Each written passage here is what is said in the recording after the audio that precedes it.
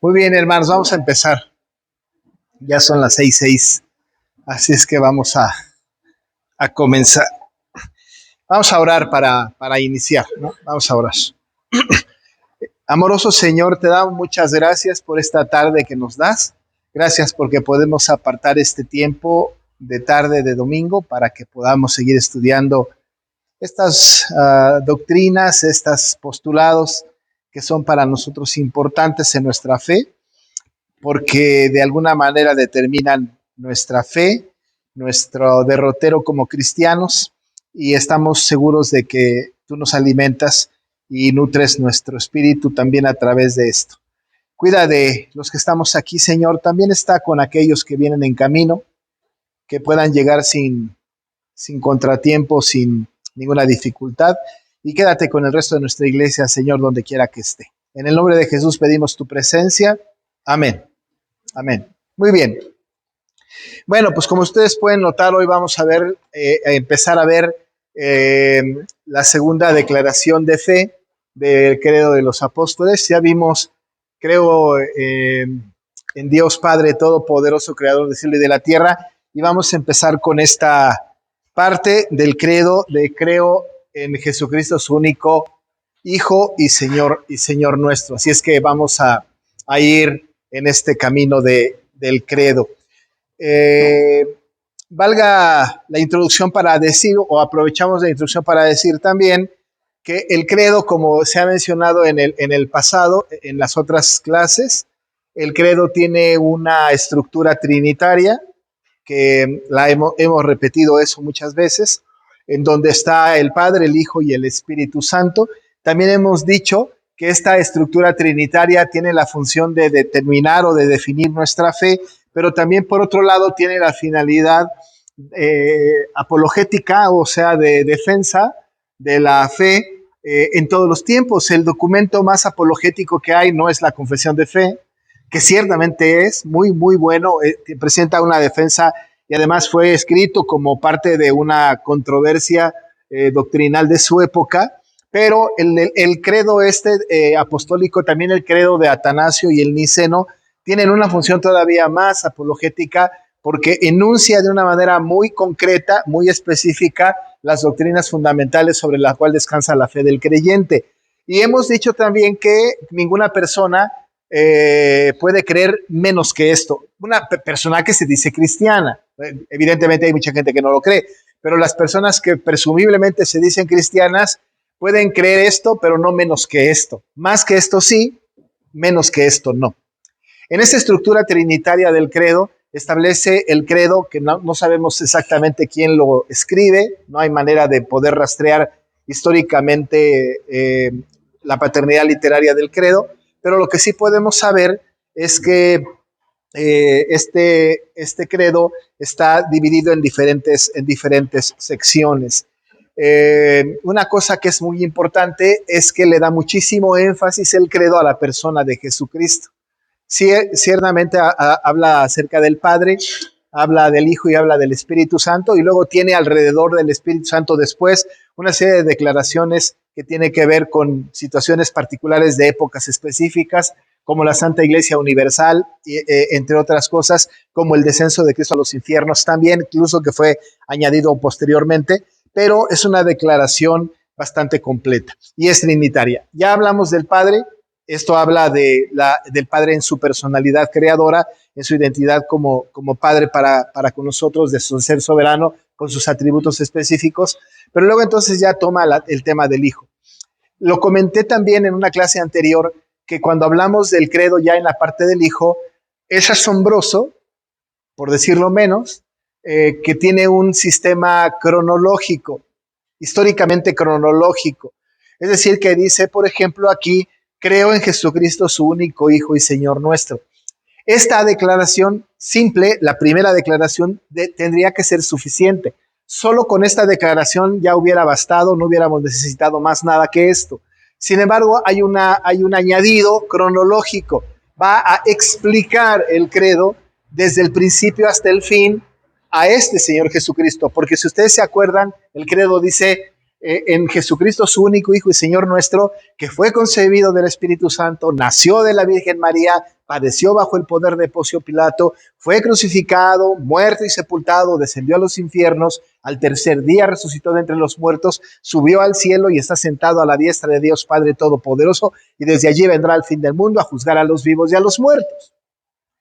A partir del ser engendrado, ¿verdad? Hasta su segunda venida, está cronológica la narrativa de la declaración de fe de Jesús. Tiene que ser bastante perceptible. El credo no nos quiere dejar sin percibir esta cronología en la vida de Jesús. Ahí está contenida la doctrina de la salvación, está la cristología, su obra, está encerrada en realidad toda la teología de Cristo, la teología acerca de Jesús. Ahí está contenido todo. A partir de aquí en adelante no hay forma, no hay una declaración más completa doctrinalmente hablando de declaración que esto que está en el credo. Si ustedes leyeran el credo de Atanasio y el credo niceno, que lo tienen muy al alcance, lo googlean y ya, ¿no?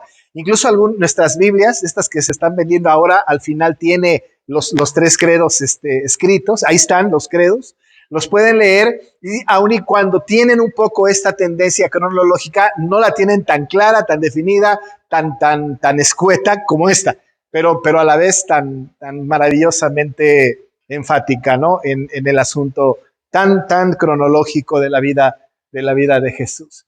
Hay una tendencia que se llama minimalismo teológico, solamente lo comento, no es un tema que vamos a tocar aquí. Dentro de la disciplina de la teología hay un montón de términos que ni siquiera valen la pena comentar, pero el minimalismo teológico es esa expresión, ¿no? En donde solamente uno dice, creo en Jesús y ya, ¿no?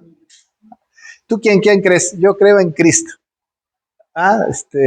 Y luego, pues ya, está bueno, pues crees en Jesús, ¿no? O amo a Jesús, ok, bien por ti, ¿quién es Jesús? ¿No? Es decir, el minimalismo teológico es tan escueto, tan pequeño, que basta con hacer declaraciones bastante sencillas, muy concretas, que en realidad no dicen mucho, en realidad no ayudan mucho, no dicen el contenido de la fe, salvo una declaración minimalista de una creencia, ¿no? Cualquiera de nosotros que dijéramos, yo creo en Cristo y ya, está bien, me parece que es correcto, sin embargo los demonios también creen y tiemblan. No es completa la afirmación, ¿no? No es completa esta afirmación.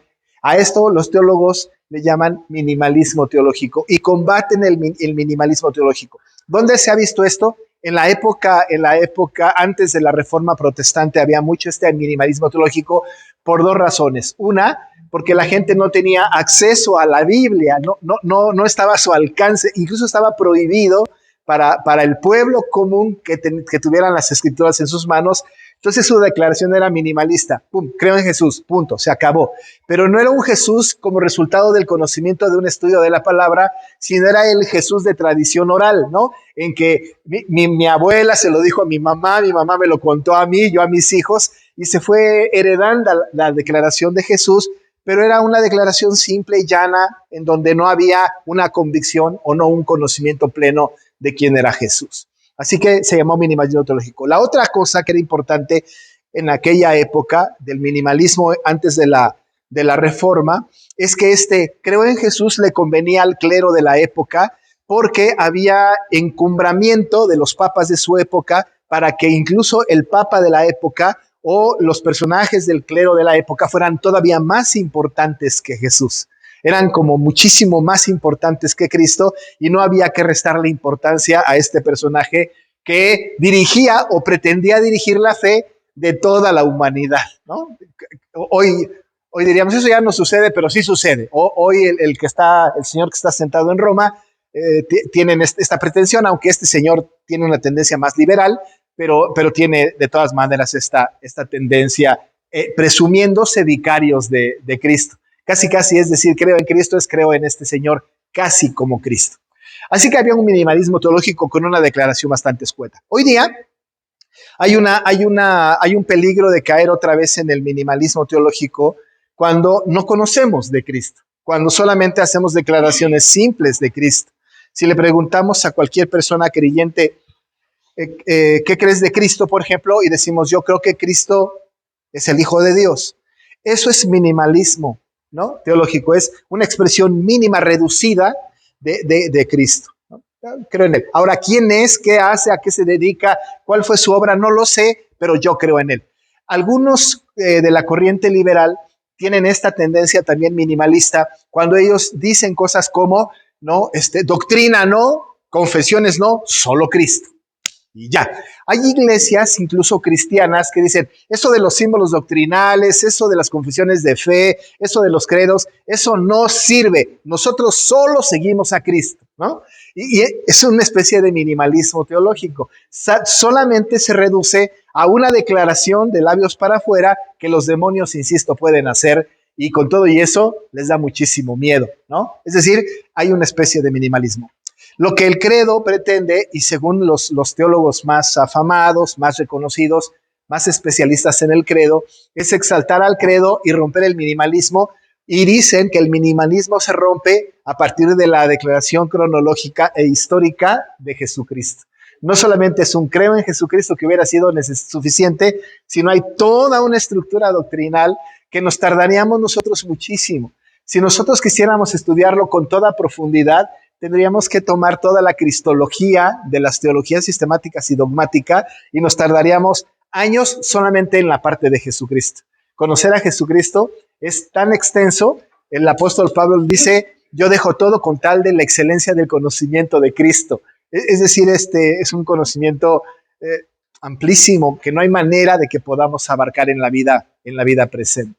Nosotros tocaremos algunas cosas de la doctrina de Cristo, no minimalistamente, sino lo vamos a ver en el contexto del credo y con ello ir escudriñando, sacando, exprimiendo un poco casi de cada palabra, haciendo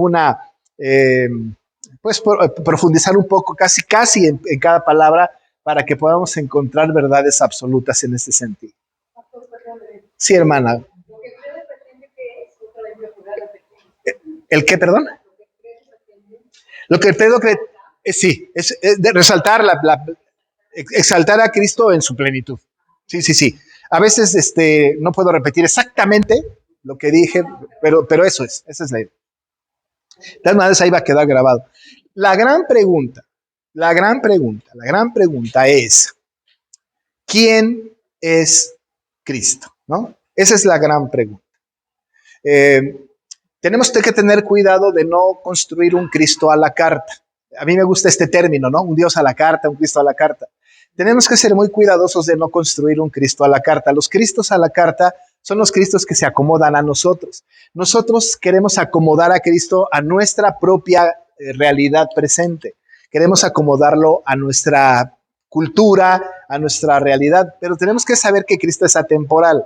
Ciertamente el Cristo histórico vivió en aquel primer siglo durante 3 años ministerialmente y los otros 27 años, quién sabe dónde, o por la niñez sí, luego quién sabe. Pero sí tenemos nosotros la historia reflejada de un Cristo histórico.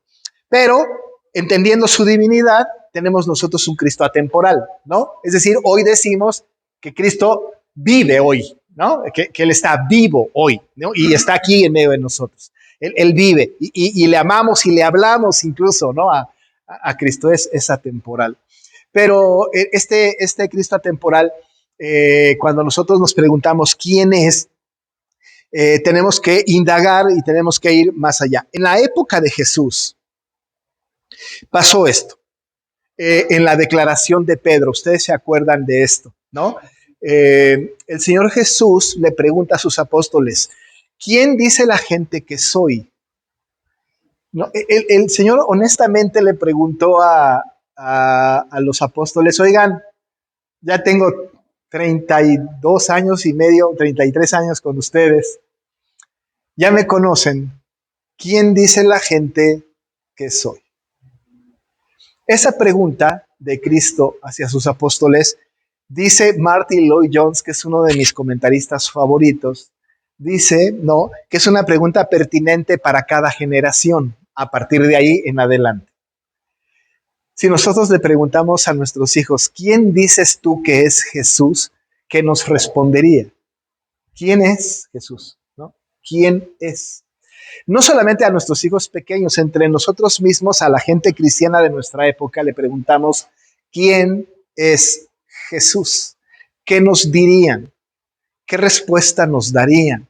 Habría una gran cantidad de respuestas, algunas muy sofisticadas, otras bastante escuetas. Sin embargo, me parece, dice el comentarista, que cualquiera se quedaría limitado en hacer una declaración de quién es Cristo. Pero le pregunta a los apóstoles, ¿quién dice la gente que soy? Aquellos muy valientemente le dijeron, unos dicen que eres Elías, otros que eres el profeta, otros, y empiezan a decir cosas, ¿no? Así, eso es lo que dice la gente, ¿no? Casi que diciendo a los apóstoles, pero nosotros sí sabemos quién eres. Hasta que Jesús le dice, ¿y ustedes quién dicen que soy? Entonces fue cuando Pedro le dice, tú eres el Cristo, el Hijo del Dios viviente, ¿se acuerdan? Y después el Señor dijo, tú eres Pedro y sobre esta roca edificaré mi iglesia, ¿no? Y luego te entregaré las llaves, en fin, aquello que los católicos toman como la sucesión papal. Pero le pregunta a los apóstoles, ustedes dicen lo que la gente afuera dice, pero para ustedes, ¿quién soy? ¿Quién dicen ustedes que yo soy? Parece ser que cuando los autores del credo empiezan a redactar su declaración de fe y dicen, creo en Jesucristo, su único Hijo, Señor nuestro, y todo lo demás, están respondiendo a la pregunta de siempre. ¿Y ustedes quién dicen que soy yo? Cuando alguien nos pregunte, ¿ustedes quién dicen que soy yo? Si recitamos la parte de Cristo del credo, tenemos una respuesta teológicamente correcta, completa, absoluta, y además lo creemos. Yo creo que Jesucristo es su único Hijo de Dios, Señor nuestro, que fue concebido del Espíritu Santo, nació de la Virgen María, pum, y hecho todo el rollo del credo.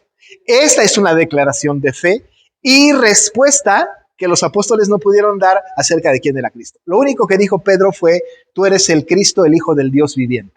Esa fue la respuesta de Pedro. Y es una respuesta correcta, pero además se queda corta. De todas maneras, esa respuesta del apóstol Pedro inicialmente en su historia tampoco hizo nada para su conducta posterior, que era la negación de su Cristo, el Hijo del Dios viviente. Es decir, no lo había encarnado todavía, ¿no? Es decir, había una declaración de labios para afuera. De todas maneras, lo negó. No hay duda de que el Señor lo restauró después, cuando viene con él, ¿no? Le dice, Pedro, ¿me amas? Pedro, ¿me estimas? ¿Verdad? En fin, y él dice, sí, Señor, sí, tú sabes que yo te amo. Entonces apacienta mis corderos y lo restaura por completo. A partir de ahí me parece que Pedro entiende el Evangelio y camina con Cristo. Esta declaración entonces, ante la pregunta de quién es Jesús, nosotros lo vamos a estudiar. ¿Quién es Jesús? Y vamos a partir de la declaración de creo en Jesucristo. Vamos a ver primero esta palabra. En no me interesa, aunque me gustan las preposiciones, ahorita no es de mi interés, pero Jesucristo sí, la palabra completa. Déjenme hablarles acerca de la palabra Jesucristo solamente, y de Jesús solamente, y de Cristo solamente, porque solamente en la mención de Jesucristo, que no es un capricho del credo poner Jesucristo, sino es deliberadamente la expresión de Jesucristo. ¿Por qué no dijo, después de decir, creo en Dios Padre Todopoderoso, Creador del cielo y de la tierra, no dijo, y en Cristo su único Hijo, o en Jesús su único Hijo, sino el credo deliberadamente en Jesucristo, dice, en Jesucristo su único Hijo. Es una interpretación de algún escritor o copiador del texto, ¿no? Está exactamente escrito así, justamente escrito así. Creo en Jesucristo. Déjenme decirles, y solamente para fines de verdad de tener un poco el trasfondo, que en el idioma original no es muy difícil traducir Jesucristo, porque la palabra Jesucristo es así, tal cual, del griego al español. Pero hay un asunto en el caso del español. Ténganme paciencia, por favor. En el caso del español, nosotros no tenemos en los sustantivos, si tienen alguna duda me preguntan, en los sustantivos, nosotros no tenemos como en el griego que los sustantivos se declinan y los verbos se conjugan. No me queda la menor duda de que ustedes entienden cuando hablamos de que los verbos se conjugan. en diferentes tiempos, pasado, presente, futuro, copretérito, pospretérito y todo lo demás, los simples y los compuestos. Pero en el idioma original también. Pero ¿qué pasa con los sustantivos? En el español, los sustantivos permanecen con su sistema nominal intacto y juega alrededor de los sustantivos una serie de factores que dicen algo del sustantivo. O dicen cómo es y son adjetivos, ¿no es cierto? O lo engrandecen o lo achican o lo menosprecian. Por ejemplo, si yo digo casa, que es un sustantivo, lo puedo exaltar, casota. Pero si lo quiero achicar, casita. Si lo quiero poner despectivamente, casucha. Es decir, que sobre el mismo sustantivo construyo alrededor algo. Puedo decir algo de la casa y puedo decir que la casa está bonita, pero es un adjetivo sobre casa, o la casa roja, que esos son sustantivos sobre la casa. Adjetivos sobre la casa. Es decir, el sistema nominal alrededor tiene una gran cantidad de asuntos. Pero ¿qué sucede? Cuando hablamos de los nombres propios, el sistema sigue siendo nominal, pero un nominal propio, ¿no es cierto? Es un sustantivo propio. Vamos juntos, ¿verdad? El sistema nominal propio, que es el sustantivo propio, habla de los nombres propios. Esos nombres propios también pueden ser calificados. Juan el Hermoso, ¿no? Gloria la Alegre, ¿no? Pedro el Regañón. Es decir, podemos adjetivar, ¿no es cierto?, los sustantivos propios. Pero en el idioma original, esta adjetivación y la manipulación del sistema nominal está en los casos. ¿Cuáles son los casos? Solamente lo menciono rápido. Nominativo, genitivo, acusativo y ablativo. Pero ¿qué sucede? Cuando la palabra Jesucristo en los nombres, en el sistema nominal propio, aparece Jesús, Cristo, ¿cuándo en la Biblia?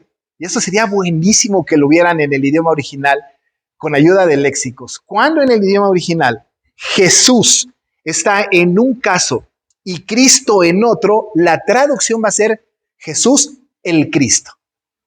Cuando en el sistema nominal el caso de Jesús coincide con el caso de Cristo, se junta la traducción y dice Jesucristo. Por eso, cuando nosotros venimos a la Escritura, decimos, ¿por qué a veces dice solo Jesús o solo Cristo o solo Jesús el Cristo y en otros casos Jesucristo?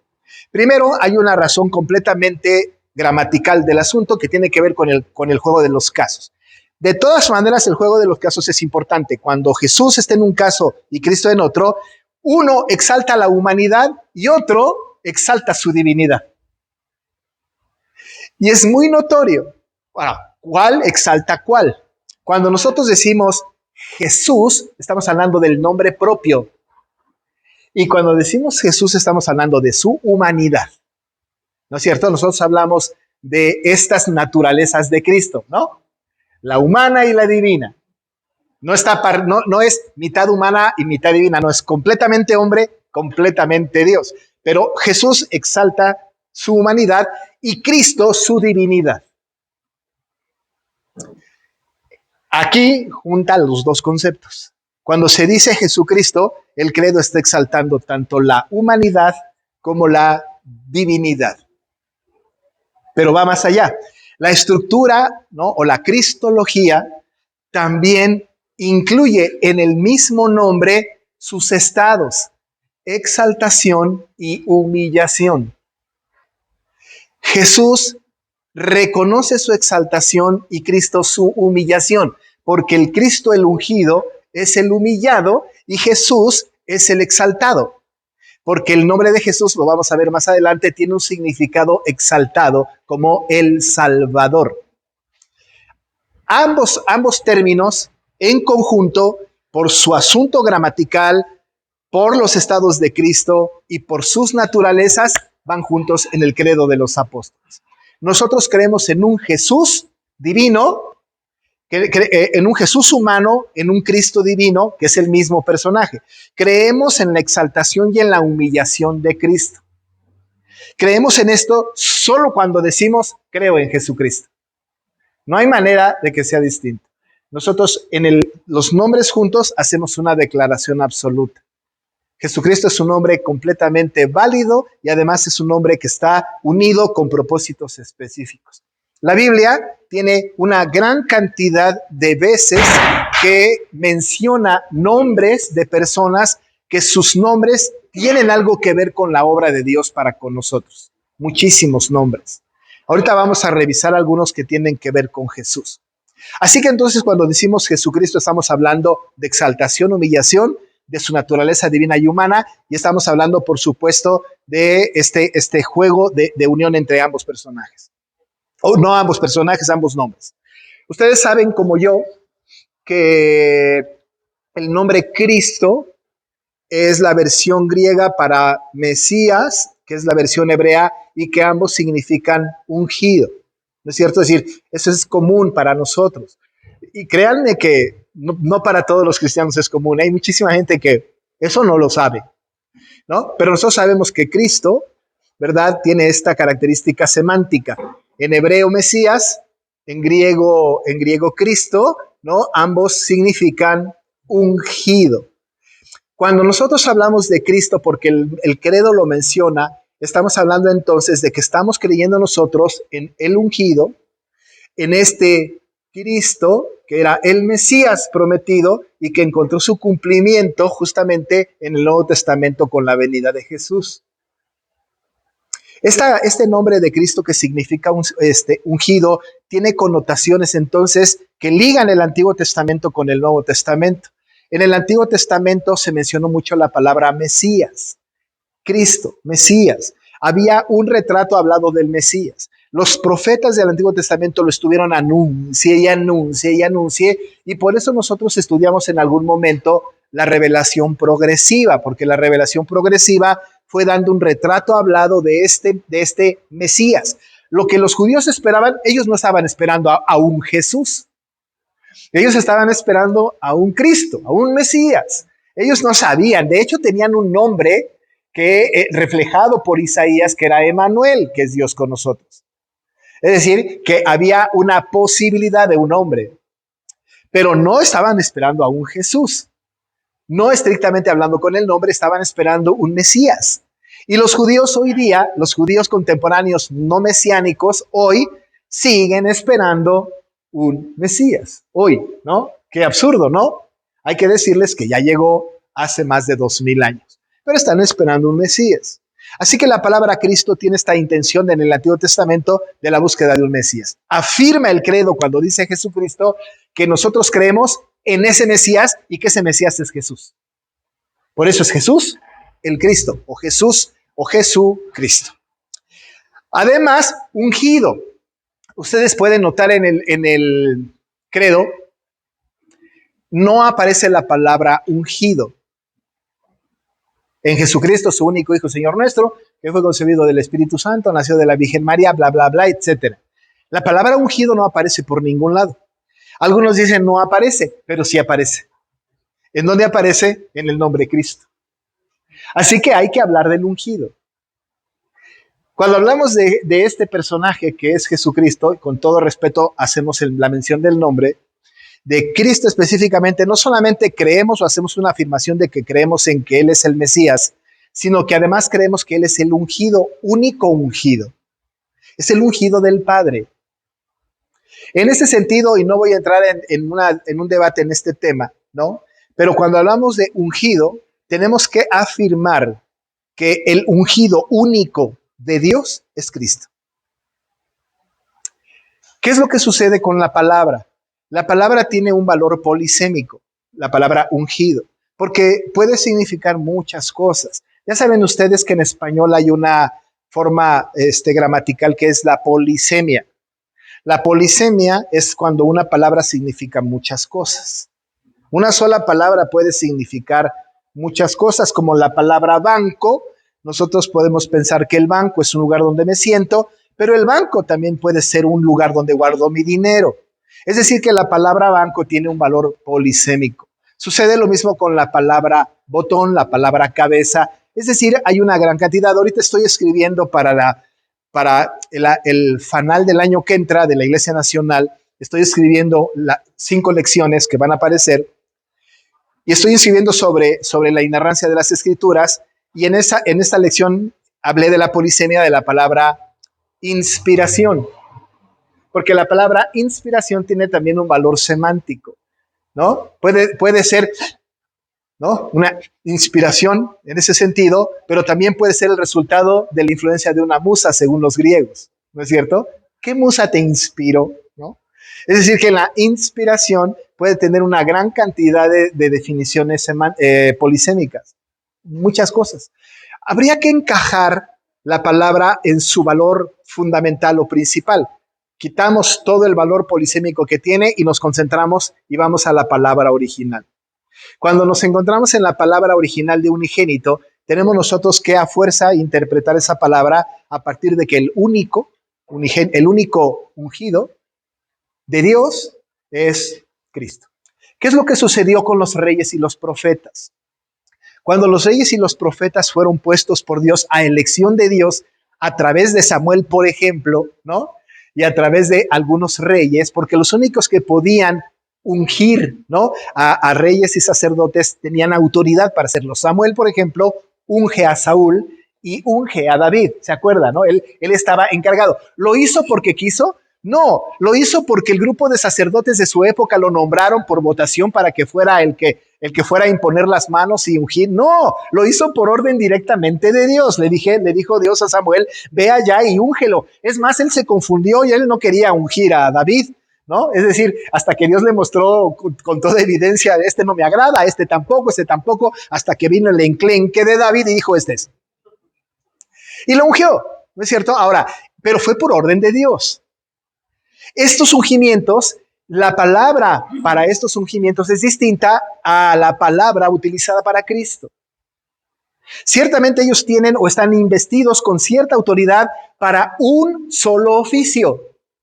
Por ejemplo, se unge al rey para ser rey. Ahora, cuando se unge al rey para ser rey, ¿puede profetizar? Pues de que puede, pero quién sabe si Dios le dé esa posibilidad. No, lo único que podía hacer era regir como rey, ¿no es cierto? Ahora, cuando se ungía al sacerdote, ¿el sacerdote podía gobernar la nación?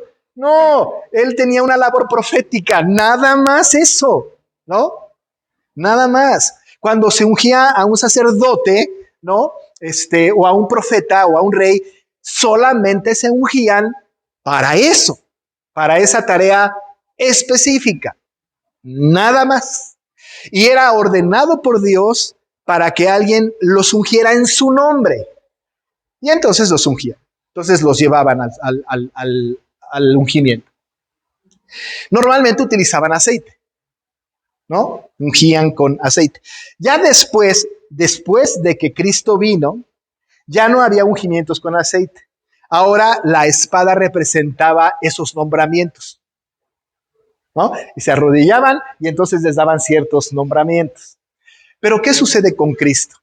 ¿Cristo fue ungido por Dios solo como sacerdote? No. Él fue ungido como gran sumo sacerdote, sí, pero también como profeta y también como rey. Es el único que fue ungido para el triple oficio. A partir de ahí, nadie. Y ese ungimiento de Cristo no lo hizo ningún hombre. O sea, Samuel no vino del cielo a ungir a Jesús. No fue el Sanedrín el Sanedrín menos, ¿verdad? Pero no fueron los apóstoles de su época. No fue una autoridad mayor. Él fue ungido por el Señor. Y solo por Él. Cuando decimos que Cristo es el ungido, es el único ungido. Hoy hay varones que sin temor de Dios dicen ser ungidos de Dios. Sin temor de Dios. Habría que decirles, ten cuidado, porque no te ha ungido Dios. Claro, te ha dado una tarea, a lo mejor por ordenación y imposición de manos, que puede ser un poco parecido, pero nunca derramaron aceite sobre tu cabeza. No hay tal cosa. En todo caso, porque nosotros compartimos el triple oficio de Cristo, en todo caso, todos nosotros tenemos esa cualidad de ser ungidos. Pero ungidos por el Espíritu Santo no para ensoberbecernos sobre una grey, sino solamente para representar a Cristo en la tierra, ¿no? En nuestro triple oficio, porque nosotros somos real sacerdocio, nación santa, pueblo escogido por Dios. Pero tanto yo como ustedes, O sea, yo no soy el ungido de Dios, lejos estoy de eso. El único ungido que ha habido, que habrá y que conserva esa característica es Cristo. Por eso le llaman Cristo. porque es el ungido, el único. Así que cualquier varón, cualquier mujer, cualquier persona que nos digan, yo soy el ungido de Dios, está usurpando el lugar de Cristo. Y cualquiera que usurpe el lugar de Cristo, ¿qué cuentas le va a dar a Cristo? Oh, qué terrible, no lo quiero ni pensar. Pero la palabra Cristo entonces tiene estas implicaciones. Mesías, Mesías, exacto, y ungido, ¿no? Cristo, Mesías y ungido, ¿no? Y este ungido está ungido, Cristo como profeta, como sacerdote y como rey, está implicado en el nombre de Cristo, entonces el triple oficio de Jesús. Sí, hermano Martín. Cuando dice que solo es según el orden de Melquisedec. Sí, lo que sucede es que Melquisedec, que fue el primer sacerdote registrado, ¿no? A partir de él había órdenes sacerdotales. En las órdenes sacerdotales eran órdenes que se les daba solamente a los sumos sacerdotes, del cual él fue el primero. Pero no tenemos que olvidar que Melquisedec es el tipo sacerdotal mayor de Cristo, no Aarón, ¿no? Porque Aarón fue parte de la orden de Melquisedec, es decir, él cumplió una orden de Melquisedec. Según esto también se puede encontrar en la tradición de los judíos de Flavio Josefo, habla de qué número de orden estaban los sacerdotes a partir de Melquisedec, y por ahí aparece el número de sacerdocio que tenía Aarón. Y de hecho, solamente estos sumos sacerdotes que estaban en el orden de Melquisedec, era una especie de te toca, una especie de sucesión. Esos eran los sumos sacerdotes que tenían la autoridad de entrar una vez en su vida al lugar santísimo, ni siquiera al año, en su vida. Es más, dentro de la orden de Melquisedec hubo sacerdotes, sumos sacerdotes que nunca entraron. No les llegó el turno, pues se murieron antes. Pero era una vez en la vida. Entonces, claro, Jesucristo fue sacerdote para siempre, según el orden de Melquisedec, pero esta expresión de para siempre quita la posibilidad de un ticket de número ¿no? de la carniza chichonería, ¿no? No había un número en Jesús, sino que fue sacerdote para siempre. Incluso Jesús era sumo sacerdote sobre Melquisedec, porque el libro de Hebreos, muy interesante, exalta a Cristo por encima de todo. Dice el libro de Hebreos, lo hizo mayor que los ángeles, mayor que Aarón, mayor que Moisés, lo pinta como mayor que todos, lo exalta por todos lados. Pero sí, Cristo está en el orden de Melquisedec, pero para siempre, ¿no? El sumo sacerdote para siempre. ¿Qué es lo que sí hizo Cristo? Cumplió justamente con la ley, no para sacrificar un cordero, sino presentándose él como sacrificio vivo, ¿no? Según el orden de Melquisedec, sumo sacerdote. Y él no entra una vez en la vida al lugar santísimo, está presente en el lugar santísimo.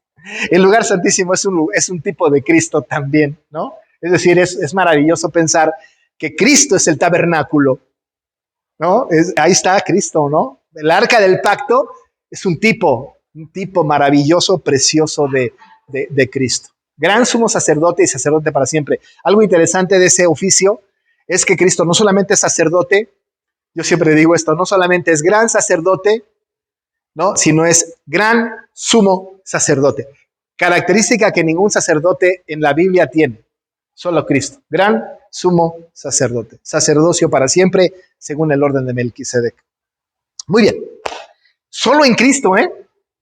Cuando repetimos nosotros, creo en Jesucristo, estamos diciendo todo esto que creemos. Y si no lo sabíamos, hay que saberlo, porque cuando declaremos el credo hay que entender que eso creemos. Creemos en la exaltación, en la humillación, en su naturaleza divina, en su naturaleza humana. Creemos que es el Mesías y creemos que es el ungido, el único ungido que merece todo nuestro honor y gloria. El único, Jesucristo. El Cristo, ¿verdad? El Cristo. Y la Biblia en el Nuevo Testamento lo menciona un montón. Cada que veamos en el Nuevo Testamento solo Cristo, tenemos que hacer una afirmación de esta naturaleza. Solo en Cristo. Cuando dice Pedro, tú eres el Cristo, el Hijo del Dios viviente, está diciendo, eres el exaltado, el humillado, el Dios, el hombre, ¿no? El ungido, el Mesías. O sea, le dijo todo lo que tenía que decirle, y no minimalistamente, sino evidentemente había toda una convicción en Pedro. Pero está el otro nombre. El otro nombre es Jesús. Dios en el Antiguo Testamento, cuando quería mostrar su carácter, su identidad y su propósito, cambió el nombre de una persona a otro nombre. ¿Se acuerdan de Abraham? Antes no era Abraham, sino era Abraham. Y Dios cambió su nombre. Pero fue Dios el que cambió su nombre. Otro nombre que Dios cambió fue el de Jacob, en Peniel, ¿no? No fue el mismo, ni la mamá de Jacob, ni el papá de Jacob. No. Dios le cambió el nombre en una visión. Ya no más serás Jacob, ahora serás Israel. Y le cambió el nombre. Y determinaba su identidad, su carácter y su obra, ¿no? En los nombres está encerrado todo un concepto acerca del carácter, de la identidad y de la obra. El carácter, la identidad y la obra del personaje están reflejados en su nombre en el Antiguo Testamento. Un poco en el Nuevo. En nuestros tiempos eso ha desaparecido por completo, porque hay hasta nos pone nombre de acuerdo al calendario. Ni carácter, ni identidad, ni propósito.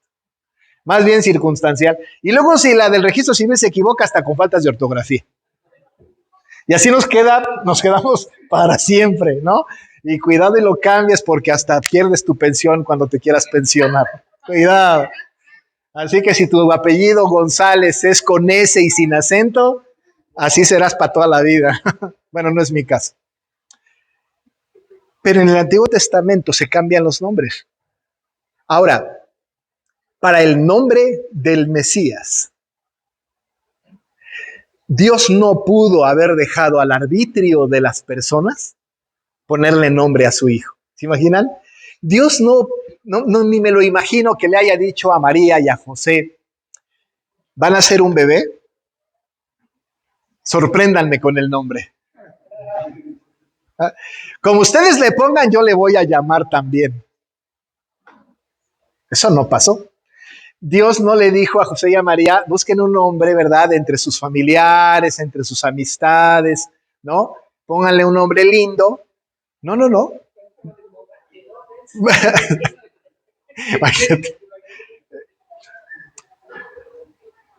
Tenía que tener un nombre que mostrara carácter, identidad y propósito. Pero no carácter, identidad y propósito del que iban a ser, sino que desde luego era Dios, ¿no? Sino carácter, identidad y propósito de Dios. Y no tenía que ver con los nombres comunes de su época, que por cierto Jesús sí era un hombre común de la época. Pero cuando le ponen el nombre o cuando el niño es identificado, o más bien es anunciado por el ángel, ¿se acuerdan ustedes que el Evangelio según San Mateo narra que José entra en un sueño profundo y tiene un sueño? Y viene un ángel y le dice que su mujer va a concebir y va a dar a luz un hijo. Y le llamará su nombre Jesús, porque él salvará a su pueblo de sus pecados. Ahora, en esta expresión de Jesús, porque él salvará a su pueblo de sus pecados, hay toda una intencionalidad. ¿No es cierto? Hay toda una intención. Porque cuando le dice esto, llamarás Jesús, porque él salvará a su pueblo de sus pecados, hay carácter, hay identidad y hay propósito. Él va a ser el Salvador. Ese es el carácter. Se va a llamar Jesús, su identidad y el propósito. Salvará a su pueblo de sus pecados. Carácter, identidad y propósito. Muy interesante, porque el ángel dice no lo que al ángel se le ocurre, sino lo que Dios le mandó para decir a José. El nombre Jesús significa Jehová salva. No es solamente, es un nombre que en el griego puede tener esta traducción de Jehová salva, porque en la etimología de la palabra ya solamente la letra J, fíjense, nada más la letra J ya apunta hacia Jehová. Y todo lo demás en la etimología griega tiene que ver con salvación. No está la palabra soter, que es salvación, pero que es más tendiente al latín, tanto como el conjunto de la expresión. Ahora, este nombre Jesús, que es Jehová salva, habla de su carácter, que es Salvador, ¿no? Tiene esta tarea, a eso se va a dedicar, a salvar a la gente, ¿no? No a toda la gente, por cierto. Habla de su identidad, se va a llamar Jesús, y dice la Biblia, y no hay otro nombre dado a los hombres debajo del cielo en el cual podamos ser salvos, ¿eh? Una identidad maravillosa que le da el Señor a Jesús. Y además el propósito divino, salvará a su pueblo. Cuando hablamos de salvar a su pueblo, es salvar a sus elegidos. No es salvar a toda la humanidad como los universalistas dicen, sino a su pueblo. El que eligió, pues, él vino a salvar solo a su pueblo. Ese es su chamba, ese es su propósito. Ahora, este nombre, que no es caprichoso, tiene una historia. En el Antiguo Testamento, el nombre Jesús se repite, pero en hebreo. Y hay por lo menos tres personajes que tienen el nombre Jesús y que tienen el mismo carácter, la misma identidad y el mismo propósito. ¿Cuáles son? El primer nombre, y no el más importante, pero es el primer nombre que está en el Antiguo Testamento, es el nombre de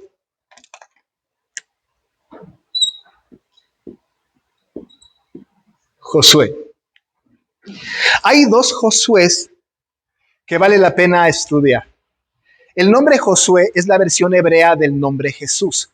Josué significa Jehová salva. Jesús también. El nombre de Jesús es el mismo nombre de Josué, pero ya dijimos que los nombres tienen que ver con carácter, identidad y propósito. Pensemos primero en el caudillo, el sucesor de Moisés. El carácter de Josué era un carácter ¿no? Él y Caleb, dice en Números 14, fueron a la tierra prometida con los otros, ¿no? Con los espías, y fueron los únicos que cuando llegaron dijeron, vamos a tomar la tierra prometida, es nuestra. Los otros dijeron, no, espérame tantito, si allá los hijos de Anac son como gigantes, nos van a acabar como langostas, mejor no vayamos, mejor nos hubiera sido quedarnos en el desierto. Palabra profética, porque después dieron la vuelta y esa generación completa se murió en el desierto. Y los únicos que entraron a la tierra prometida fueron Josué, Caleb y su familia, porque fueron los únicos que dijeron, yo no vengo para ver si puedo, sino porque puedo, vengo. Bueno, no dijeron eso. Eso no lo dice la Biblia, pero como si lo hubieran dicho. El carácter de Josué era un carácter de propósito, de yo vengo a esto, yo fui creado para esto y esto voy a hacer. La identidad está en su nombre. Iba a salvar al pueblo y lo iba a introducir a la tierra prometida. Moisés no llevó al pueblo a la tierra prometida. Falló en eso. Falló. Hizo una gran obra. Uno se pregunta, Señor, ¿por qué fuiste tan duro con Moisés? Y de veras hizo una obra maravillosa. Maravillosa. 40 años en Egipto, 40 años en el desierto, 40 años solo en el desierto, 40 años en el desierto con el pueblo, y nada más porque quiso hacer salir agua de la peña, ¿tú lo castigaste? Qué mala onda. Pues sí, pero a los que más se les da, más se les exige. No era posible que desobedeciera a Dios. Cuando dijo, os hemos de hacer salir agua de esta peña, ha de haber dicho Dios, ¿os hacemos? ¿Quién sabe? Tú y cuántos más, ¿no?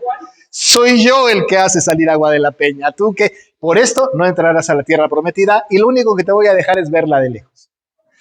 Pero no entró. ¿Mandé? Moisés no, murió en el desierto. Sí, no entró.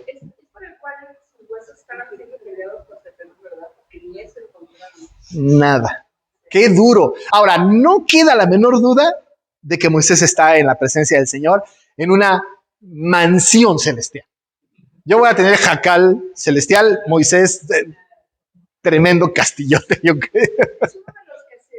¿Cómo se dice que se transforma en un cerro, verdad? ¿En que se transforma qué? No, la transfiguración. ¿No es qué? Transfiguración. En el monte de la transfiguración, sí, él es uno de, sí, claro, y Elías, sí.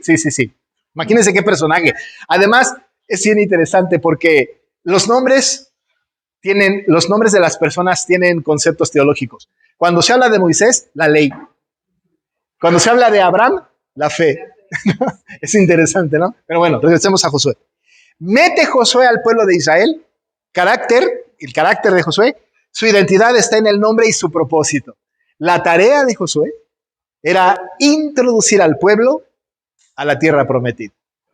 ¿No es cierto que Jesús tiene como propósito llevarnos a la nueva Jerusalén, a la tierra prometida? ¿No la tierra prometida es tipo de esa Jerusalén celestial? Sí, claro que sí, por supuesto. Pero no es la única vez que se menciona a Josué y no solamente como caudillo. Zacarías 3, de los versículos 1 al 8, nos narra al sumo sacerdote Josué. Miren cómo lo menciona Zacarías 3. A ver, Zacarías. Es el penúltimo libro del Antiguo Testamento. 3, 1 al 8. Se los voy a leer. Miren nada más qué personaje. Dice, me mostró al sumo sacerdote Josué, dice Zacarías. Zacarías está en una visión, ¿no? Y Dios le muestra al sumo sacerdote Josué. Ya de entrada, decir sumo sacerdote se habla del carácter, ¿no? Ya está. Luego Josué de la identidad. Ahora noten, ¿no? Me mostró al sumo sacerdote Josué, el cual estaba delante del ángel de Jehová y Satanás estaba a su mano derecha para acusarle. Solo este versículo habla de una escena maravillosa. El ángel de Jehová es Cristo. En la Biblia, cuando se dice en el Antiguo Testamento un ángel, o en el Nuevo Testamento un ángel, puede ser Gabriel, puede ser cualquiera. Pero cuando se dice el ángel de Jehová, es Cristo. El Salmo dice, el ángel de Jehová acampa alrededor de los que le temen y los defiende. Es Cristo. Así que hay que tener cuidado con esa lectura, ¿no? El cual estaba delante del ángel de Jehová y Satanás estaba a su mano derecha para acusarle. Y dijo Jehová a Satanás, Jehová te reprenda, oh Satanás, Jehová ha escogido a Jerusalén, Jehová que ha escogido a Jerusalén te reprenda. ¿No es este un tizón arrebatado del incendio? Y Josué estaba vestido de vestiduras viles y estaba delante del ángel, y habló el ángel y mandó a los que estaban delante de él, diciendo, quitadle estas vestiduras viles. Y a él le dijo, mira que he quitado de ti tu pecado y te he hecho vestir de ropas de gala. El único que puede quitar pecado es Cristo, el ángel de Jehová. Después dijo, pongan mitra limpia sobre su cabeza, y pusieron una mitra limpia sobre su cabeza y le vistieron las ropas, y el ángel de Jehová estaba en pie. Y el ángel de Jehová amonestó a Josué diciendo, así dice Jehová de los ejércitos, si anduvieres por mis caminos, el ángel de Jehová es Cristo, y le está diciendo a Josué, anden mis caminos, porque él es el camino, la verdad y la vida, ¿no? Si anduvieres por mis caminos y si guardares mis ordenanzas, dice el ángel de Jehová, ¿no? Acerca de Jehová, también tú gobernarás mi casa, también guardarás mis atrios, y entre estos que aquí están te daré lugar. Escucha pues ahora, Josué, sumo sacerdote, tú y tus amigos que se sientan delante de ti, porque son varones simbólicos. He aquí yo traigo a mi siervo el renuevo, con mayúscula, también él es Cristo. Toda la cristología en 8 versículos de Zacarías. Este sumo sacerdote Josué es un tipo de Cristo. Es el nombre de Jesús. Igualito, en hebreo, ¿no? Pero como Josué. Carácter, identidad y propósito. Pero no solo este nombre de Josué. Hay otro nombre que también tiene la misma raíz. Isaías tiene la misma raíz. Josué, Isaías y Jesús significa exactamente lo mismo. En el Antiguo Testamento, la única referencia que tenemos de una persona de nombre Isaías es el profeta mayor, Isaías. Ese es el único profeta que tiene una visión de tal manera. Luego Ezequiel la replica un poco acerca del que está sentado en el trono. ¿No es cierto? Porque Isaías ve esta visión de Jesús sentado en el trono. Y dice que sus faldas llenaban todo el templo. La casa fue llenada de humo. Él fue el que vio a los querubines decir, santo, santo, santo, el Dios todo. Es decir, tuvo una visión muy linda acerca de este Dios maravilloso. Pero Isaías en su carácter, ¿verdad? Su carácter, su identidad y su propósito estaban muy definidos. Él fue el único que profetizó tanto el nacimiento como la muerte de Jesús. Los demás profetas o anunciaron el nacimiento o anunciaron su muerte. Pero Isaías anuncia el nacimiento cuando dice aquí la Virgen dará luz y pondrá su nombre Manuel, que quiere decir Dios con nosotros. Es que anuncia el nacimiento, pero también es el que dice, ¿no? Experimentado entre los hombres, varón de dolores, experimentado en quebranto, perdón, ¿no? Etcétera. Es decir, ¿perdón? Por su llaga fuimos nosotros curados. Él es el único que narra ambas hace las profecías del nacimiento y de la muerte de Jesús. Pero además le es prometido el Emanuel. En la promesa que Dios tiene con Isaías, el cumplimiento es inmediato y a largo plazo, porque de inmediato van a ser un bebé que cumple las características de la profecía. Nada más que ese bebé que va a tener Isaías, el hijo de Isaías, se va a llamar Maher-Shalal-Hash-Baz y el otro Sear-Jasub. Pero Maher-Shalal-Hash-Baz cumple de alguna manera con el propósito de la profecía. Pero el cumplimiento posterior, que es el tipo de Cristo, viene en Jesucristo. El nombre de Isaías en su carácter, en su identidad y en su propósito cumple un poquito con más rigor exegético el nombre de Cristo y su propósito. Pero hay otro nombre más que también significa lo mismo. Oseas. El nombre Oseas también significa Jehová salva.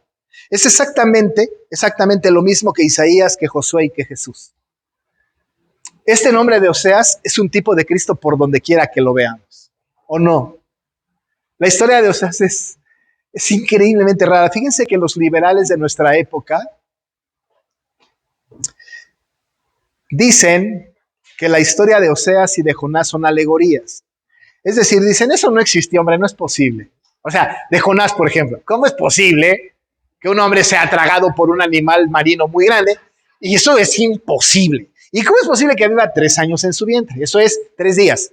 Es imposible. Pero, amados hermanos, si la Biblia dice que este hombre fue tragado por un pez grande, fue tragado por un pez grande. Lo entendamos o no, sea racional o no, pero el racionalismo de nuestra época, que son los partidarios de la alta crítica, dicen, es una alegoría, eso no puede ser posible. Para el liberal de nuestra época, si no tiene sentido en la razón, no es posible. Y por eso han desacreditado la resurrección y la encarnación de Cristo y los milagros. Claro, en la razón humana no va a encajar eso, nunca. Pero entonces, ¿qué tiene la fe, no? Porque la fe es la convicción de lo que se espera y la certeza de lo que se espera y la convicción de lo que no se ve. Bueno, pues Oseas no es tragado por un pez grande. Oseas es mandado, sí, Oseas es enviado para casarse con una ramera de nombre Gomer. Y va a tener hijos de prostitución. Amí Ruama. Lo amí, lo Ruama. Se va a casar Gomer con Oseas y Gomer lo va a traicionar. Porque es una ramera. Es una mujer de la vida galante, dijéramos hoy. Es un eufemismo, ¿eh? Mujer de la vida galante, ¿no? Pero bueno, se casa.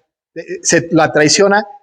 Pero lo más interesante es que Oseas la compra por 30 ciclos de plata en el mercado de esclavos. La compra, con todo y su adulterio. La compra. ¿Por qué es un tipo de Cristo? Porque la iglesia, que es la esposa de Cristo, ha adulterado contra Jesús. Hemos ido tras otros dioses. Y con todo, nos compró para sí. Y el valor de la compra fueron no 30 ciclos de plata, la sangre de su hijo. Y nos compra. Y nos perdona. Oseas es un tipo de Cristo por donde quiera que lo veamos. En su nombre está el carácter, su identidad y su propósito. Decimos nosotros, pobre hombre, ¿verdad? Si le hubieran dicho, vas a nacer y vas a pasar por todo esto, igual le dice, mejor agarren a otro. O sea, nació para eso. Está como Esther. Esther nació para pasar el patio y presentarse ante Asuero. Solo para eso nació. O sea, Dios la creó para eso. Para esta hora he llegado, dijo Esther. Le dijo a Mardoqueo, si yo paso, pues no sabes, tú no te enteras, pero cualquiera que pase por el patio real, sin ser llamado por Asuero, lo van a matar. Pues tú sabrás lo que haces. ¿Quién sabe, le dijo Mardoqueo, si para esta hora has llegado? Solo para esta hora la creó Dios, ¿eh? Y entonces dijo Esther, de veras que sí. Pon a ayunar a todo el pueblo judío.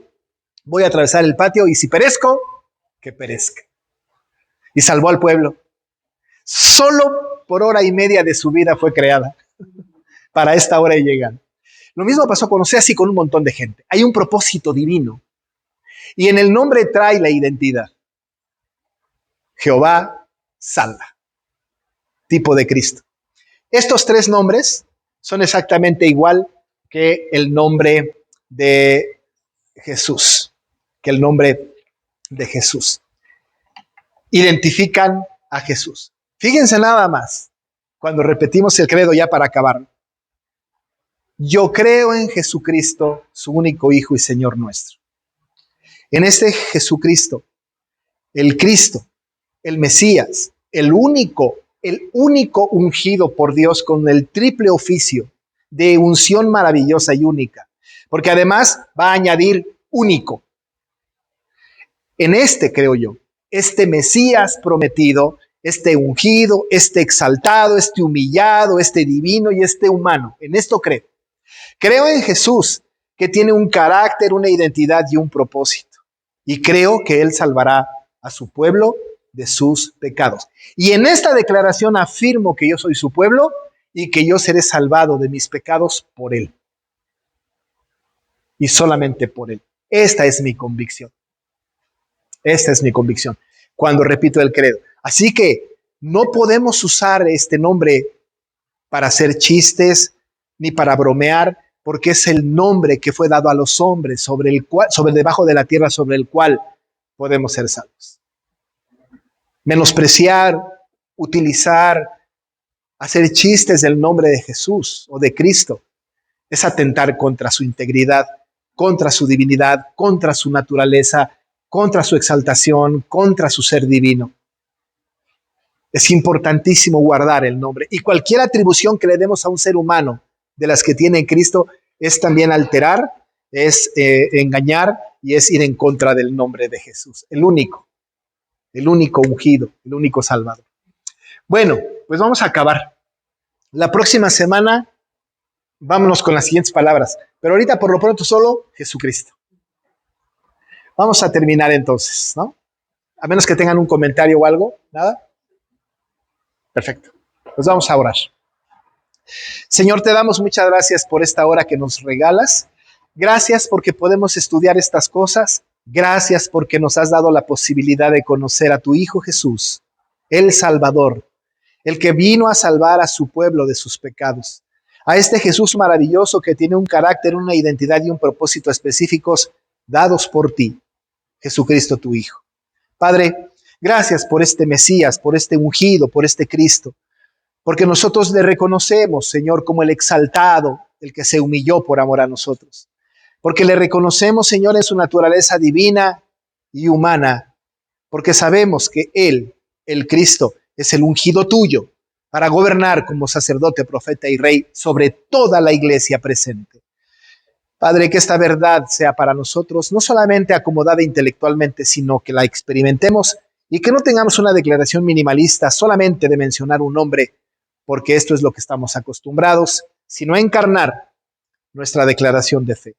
Bendícenos, Señor, ahora te ruego que nos acompañes a casa, que permitas que pasemos estos calores sin queja, pero danos, Señor, la posibilidad de no enfermarnos, de conservarnos, Señor, con salud, con energía, con ánimo, porque sabemos que esto también está mandado por ti.